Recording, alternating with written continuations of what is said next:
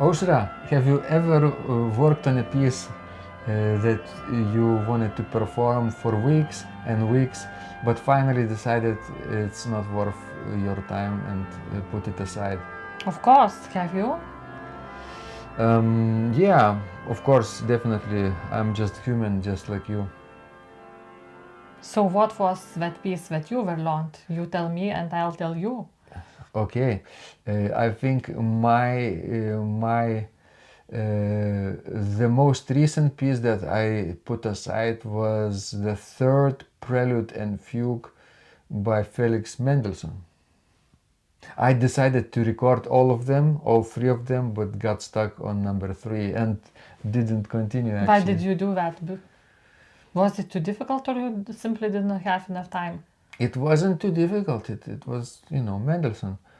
But it was very beautiful too, but somehow I got distracted by other probably performance opportunities. That's my obvious problem. Yes, I'm thinking, about two earliest pieces that I was actually assigned, but that I refused to play. One was the Prayer by Cesar Franck, actually one of my most favorite pieces by him. I refused to play it because it had those enormously wide intervals and broad chords, that I could simply not do them right, so I refused to do it. And also I refused to play Reger's Wacht afruft ons die Stimme, the choral fantasy. And on that I worked for a little bit longer. I even wrote all the fingering down, but realized that it's not worth my time, actually. Well, it also has this, thick texture and big chords, and now when looking back, I thought that these two decisions were really smart, because I'm having enough trouble with my hands already.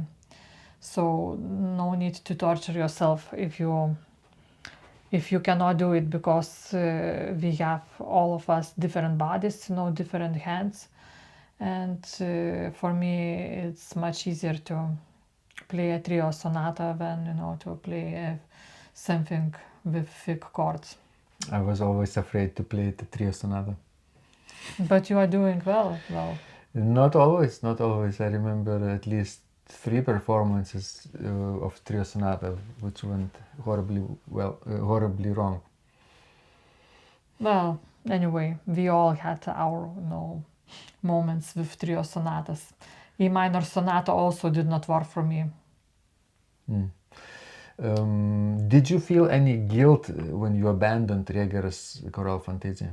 At that time, I felt guilty, but now looking back, I think that was a smart decision. Instead of that, I learned the Third Symphony by Louis. Oh, do you think the texture is easier than in Reger's case? Definitely, yes. Viern's Of symphony course. is easier Yes. than Yes, Reger's. definitely. It's much more natural, fitted for hands, and yeah, definitely. Third, not the first symphony, but No, the third one. yes. Wow. Okay. I have to play then Viern's Third Symphony probably one of these days. Yeah. But, I think for me it's one of the best, really. Probably my most favorite out of all the 6 of them. But except maybe, I really love that finale from the First Symphony. I think everybody loves it. Finales from any symphonies, I think, are the most beautiful and effective endings. But you know that the First Symphony's ending finale is such an optimistic, as the finale of the Third Symphony is so dramatic, and full of tension. I felt also a guilt when abandoning the third Prelude and Fugue by Felix Mendelssohn at the time, because I really wanted to play it and still want to play right now. So maybe you will.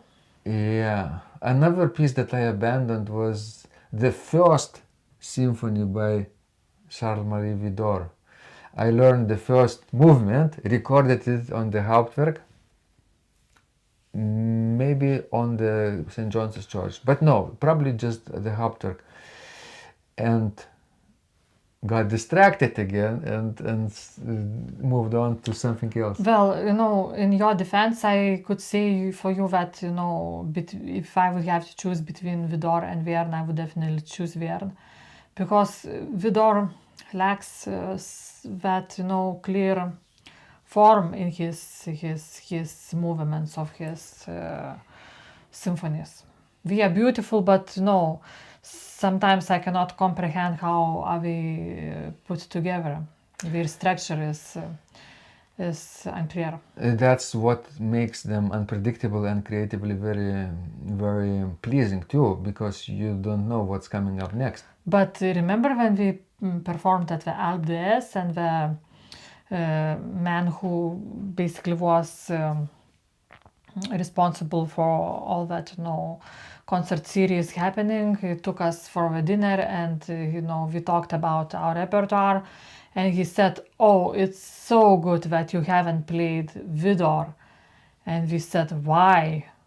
Because he said that many people from the audience would have left recital, you know, if you would have played Widor. It's overplayed in France, probably. It was, you know, a big surprise for us, you know, that how well the audience was basically all French, and how could we leave, you know, church if the French music is playing. But obviously, maybe we are sick of that Widor's Toccata. I am sick of it too. Well, it's quite an annoying piece for But my ears. one of these days, I also want to play it. Okay, tell me when, But- and I'll take a vacation. Because I think I played it in a concert once or twice, but never recorded it, so it would be nice. We're giving advice and have fingering and pedaling written in for that particular toccata, but there is no Widor toccata on the channel yet recorded, so it would be good. Yeah, and Ausra can take vacations Yeah, are always because nice. those repeated chords just makes me, I don't know. I'm developing some sort of allergy from it. You know what's good for treating allergies? Although I love the slow movements of Widor's symphonies. For much more. allergies, sip of water is very Yeah, good. are you sure? Yes. Secrets of organ playing mugs, everybody.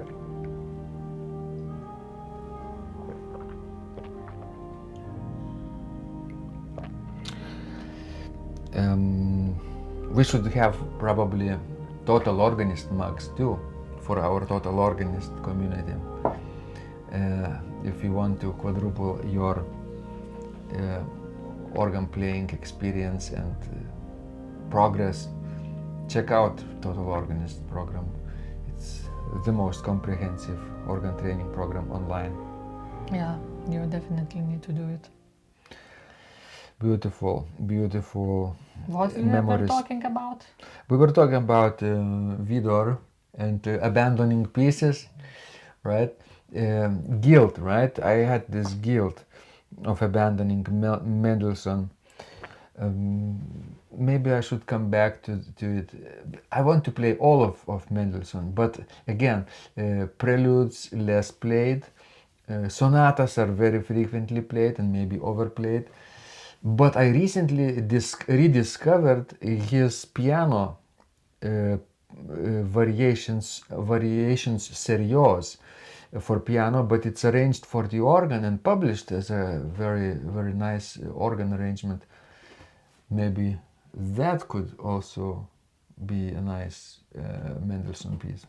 Well, actually, you know, I'm so glad I'm not a student anymore, because it always made me feel depressed when I was assigned pieces to play that I didn't want to play, but I still had to learn them and to play.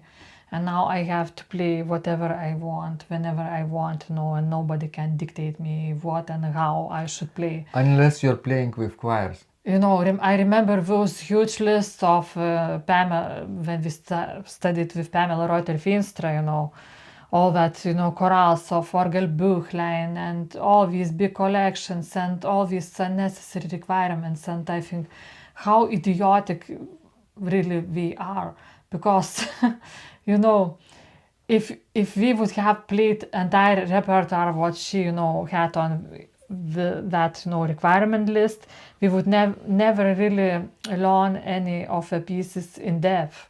And I think that it's good, you know, to get acquainted with broader repertoire and, you know, with large collections.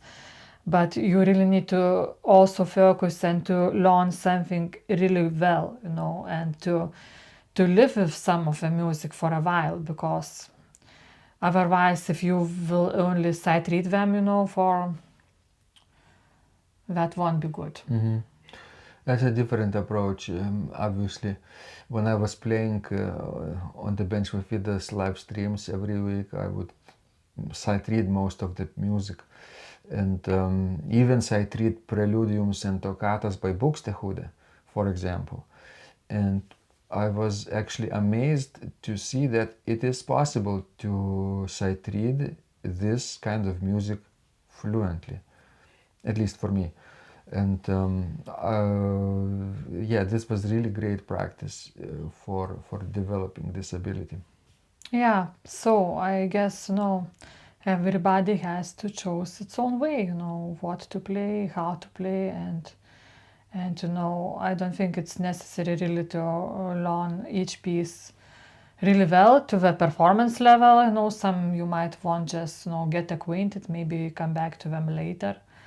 And of course, you always need to listen to your body, because sometimes the body sends you a signal that something in that piece is not working for you. I remember when you were a student at the Academy of Music and you were playing that etude by Scriabin, and what was happening with your fifth finger. Right hand, fifth finger. So I'm really glad that you know, dropped that piece, because you might not be able to play it today if you have to, you know, continue learning it till the end. I would have probably developed some kind of carpal tunnel syndrome with this piece. Yes, in your elbow, because if it's tendonitis, maybe. Yes, but if it's a fifth finger, then probably the issue is in your elbow. Elbow. Yeah. No, so that sounds about it. Another piece I abandoned, but because of I started feeling pain, is the collection of etudes by Schumann. Robert Schumann. Yeah. 6 etudes or sketches. They're called sketches. For pedal piano, but they are very good on the organ too. When I say very good, they are not very good on the organ. Actually, they feel pianistic at all. And you know the story with Schumann's piano technique. Yes, and how it ended. That he, you know, also injured himself by playing his music and overworking. Yeah, maybe I approached this cycle with a wrong attitude. I wanted to play all 6 of them right from the beginning until the end. Maybe one at a time would be better, you know. Recording one and then playing something else. Come back to the second one after a few months, and then you know, in a few years record all 6. That would be, you know. Yes. Those that might be not too strenuous for my fingers. But yeah, I feel a little bit of guilt about that. You don't need to. Yeah, I play too much music already. But there is so much beautiful music. It amazes me. Sometimes I have nightmares that I will never be able to play everything that is written on the organ. Haha, I'm sure that you won't. And that's a good thing. Because, you know, like our friend Riens Halkweik, he plays mainly forgotten music, and, you know, when I'm in a nasty mood, I'm thinking, well, maybe there is a good reason why these authors were forgotten. So maybe we are not worth, you know, playing. So I'm sure there are brilliant music among pieces that he is doing, but I would feel, sorry for my time if I would play only such a music. What if you are one of those authors, Ausra? Well, that's okay. What I don't if mind. What if I don't I mind. am one of those authors that But I'm that's forgotten? okay. That's okay. You will be forgotten one day, and I'm sure I will be too. That So makes that's me sad. life. That's life. That's why we need to keep talking to remind our listeners about ourselves every week.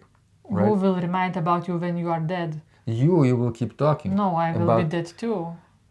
We could record a series of conversations ahead of time and reschedule for decades. We could do that, yeah. And nobody will notice that we are dead. Is that the ending of the podcast today? I think so. All right. Send us more questions, otherwise we will talk nonsense like this more often. Obviously, we appreciate your support. Total Organist community is there for you. Check it out. Quadruple your organ skills very, very effectively with our training and community support on Discord. Check it out. In the description of this video you will find all the links that you need. And of course, Ausra is grateful for your PayPal donations. That's about the only way you would support her, because her channel is not yet monetized. And it won't be unless you watch it more. Yes, you have to watch it more, because YouTube just upgraded monetization requirements, making it almost impossible to small creators to reach the threshold. Greedy YouTube. So, but audience, our loyal audience can make this happen actually. If you like what we do, if you like what Ausra does, if you watch her horizontal videos more often, not because you just do it on loop day and night, no, but just if you like it, don't skip it, but listen from the beginning until the end. Imagine that could actually be very beneficial. Much. Yeah, beneficial to Ausra in the long run. And when Ausra is happy, I'm happy. Yes. Happy wife makes husband happy too. That rarely happens. And my mother-in-law is happy then too. Or the other way around, maybe. Yes, when mother-in-law is happy, then everybody is happy. Yeah. All right, send us more questions and let us know in the comments what are you feeling guilty about, or what pieces have you abandoned lately, and maybe you would like to come back to those pieces too. So it would be an interesting discussion. Yeah, we are looking forward to your answers. I almost forgot the closing Toccata on Veni Creator in the background. The score is, of course, in our Secrets of Organ Playing Shopify store. It's one of the most popular pieces, by the way. And very beautiful. Really. Opus 110. Yeah. Okay. All right. Thank you so much. See you next time. Bye. And remember, when you practice, miracles happen. Bye. Yeah, funny.